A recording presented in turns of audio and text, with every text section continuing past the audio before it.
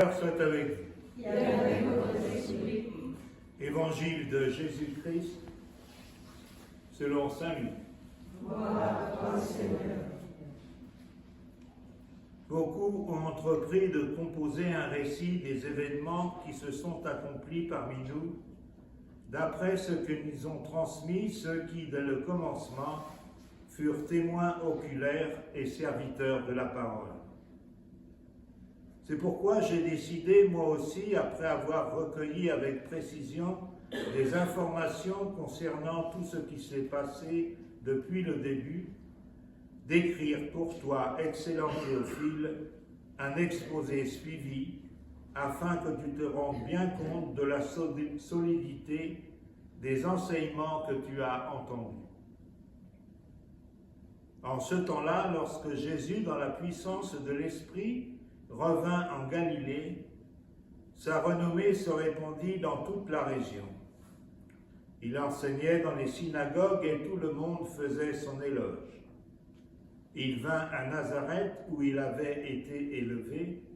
Selon son habitude, il entra dans la synagogue le jour du sabbat et il se leva pour faire la lecture. On lui remit le livre du prophète Isaïe. Il ouvrit le livre et trouva le passage où il est écrit « L'Esprit du Seigneur est sur moi parce que le Seigneur m'a consacré par l'onction. Il m'a envoyé porter la bonne nouvelle aux pauvres, annoncer aux captifs leur libération et aux aveugles qu'ils retrouveront la vue, remettre en liberté les opprimés, annoncer une année favorable accordée par le Seigneur. » Jésus referma le livre, le rendit aux servants et s'assit. Tous dans la synagogue avaient les yeux fixés sur lui. Alors il se mit à leur dire « Aujourd'hui s'accomplit ce passage de l'Écriture que vous venez d'entendre. » Acclamons la parole de Dieu. Louange à toi, Seigneur Jésus.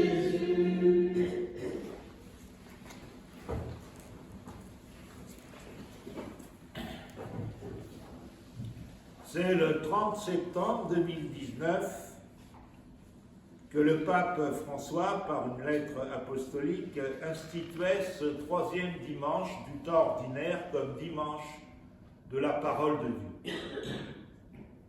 Pour, je le cite, comprendre l'inépuisable richesse qui provient de ce dialogue constant de Dieu avec son peuple. Dieu qui dialogue avec son peuple. Car lorsque nous lisons la parole de Dieu, comme nous venons de le faire, c'est Dieu lui-même qui nous parle. Et quand nous prions, c'est nous qui parlons à Dieu. Comme le disait saint Ambroise, Dieu nous parle. Alors prendre conscience de cela, c'est déjà extraordinaire. Notre Dieu n'est pas un Dieu silencieux, mais un Dieu qui parle, un Dieu qui nous parle. Notre Dieu est un Dieu qui entre en dialogue avec l'homme, avec nous. Et dans ce dialogue, c'est toujours lui qui a l'initiative. Notre parole ne sera jamais qu'une réponse à l'initiative de Dieu. Et la parole de Dieu est une parole de vie. La parole de Dieu est une parole qui donne vie, comme le rappelait le psaume, la loi du Seigneur est parfaite, qui redonne vie. De même qu'une mère donne vie à son enfant en lui disant des mots d'amour, de même que l'amoureux donne vie à sa bien-aimée en lui disant qu'il l'aime, de même Dieu nous donne vie. Il nous donne sa vie en nous disant qu'il nous aime et que nous avons du prix à ses yeux. Dans la première lecture, le peuple de Dieu, rentré de l'exil à Babylone, face au temple en ruine, est touché au cœur en entendant la lecture du livre de la loi. ils pleuraient tous en entendant les paroles de la loi. Alors nous pouvons nous poser cette question. Est-ce que la parole de Dieu, elle est importante pour moi? Est-ce que sa parole me touche? Ai-je déjà pleuré en écoutant la parole? La parole de Dieu est une parole de vie, c'est également une parole qui nourrit et qui fortifie.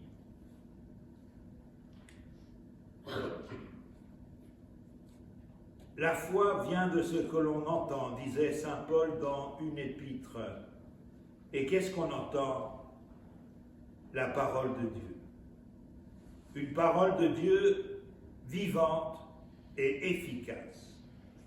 Ça veut dire qu'elle agit dans notre vie, au plus profond de nous-mêmes. Là où la conscience, ou notre conscience, voilà. Et la parole de Dieu va faire naître en nous la foi, c'est-à-dire la confiance, cette relation d'amitié qui peu à peu va nous ajuster à Dieu, va nous faire aimer Dieu, va nous faire désirer Dieu. La parole de Dieu va nous ajuster à lui, va faire de nous des justes par la foi, par cet ajustement toujours plus fin à sa personne, un ajustement qui n'est jamais fini. Et si je m'ajuste à Dieu par la foi, alors je vais pouvoir reconnaître sa présence qui me parle. Dieu est vraiment là, qui me parle à moi. C'est l'expérience que fait encore le peuple de Dieu à l'écoute de sa parole. Ils s'inclinèrent et se prosternèrent devant le Seigneur, le visage contre terre.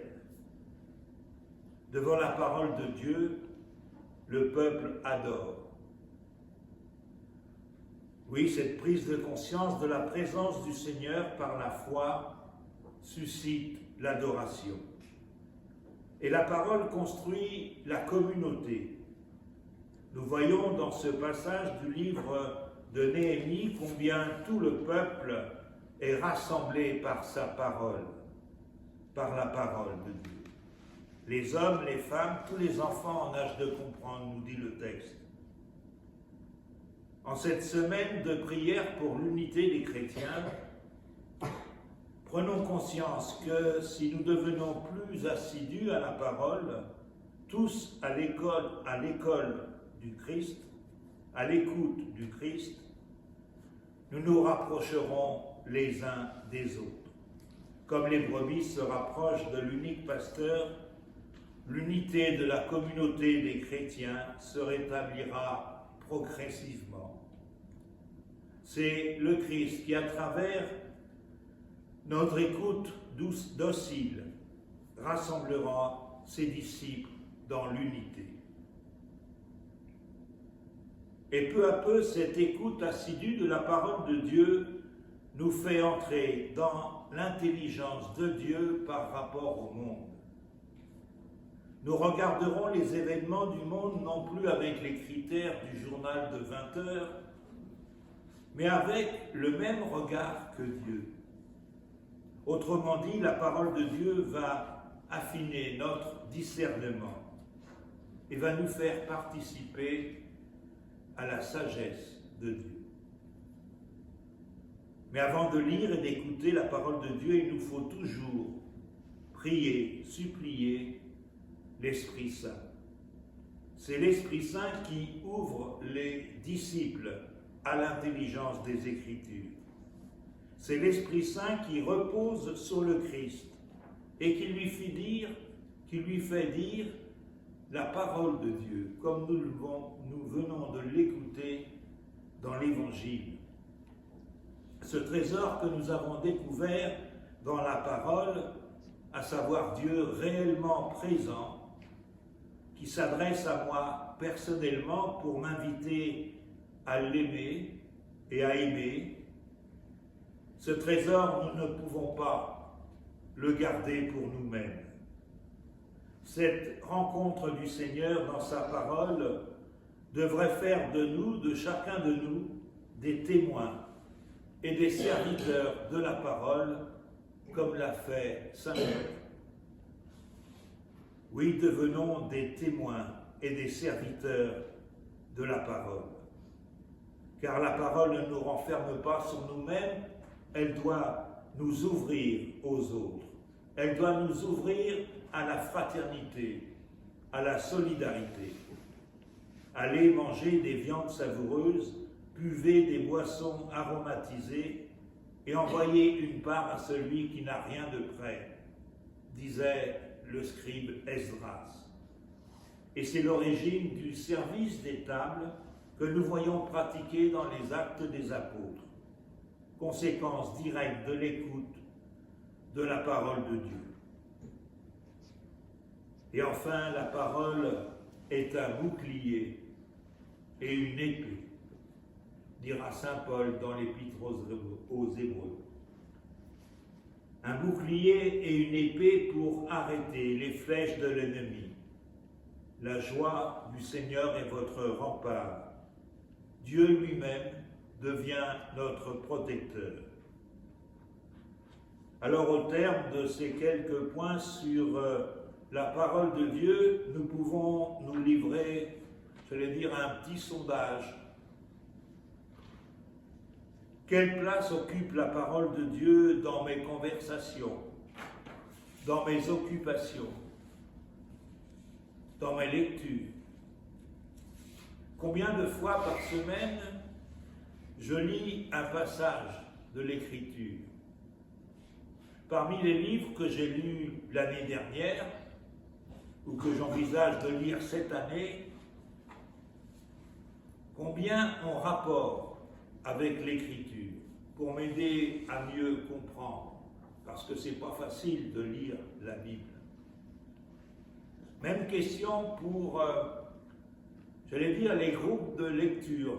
D'abord, il faudra savoir s'il y en a des groupes de lecture. Vous avez reçu des petits livrets sur le psaume. Est-ce que ça provoque des rencontres pour lire les psaumes ensemble, un passage de l'Écriture ensemble, où ça reste chacun chez soi? Des groupes de parole. Et puis, j'ai noté une dernière chose. Vous savez, ça c'est plus pour les parents et les grands-parents. Les grands-parents prennent de plus en plus de place dans la transmission de la foi par rapport à leurs petits-enfants. Alors, au moment des communions, des professions de foi,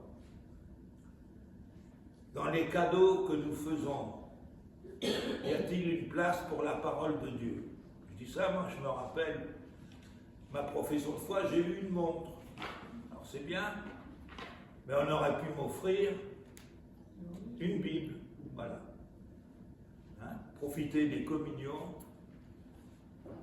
des professions de foi ou autres célébrations pour faire connaître et aimer la parole de Dieu.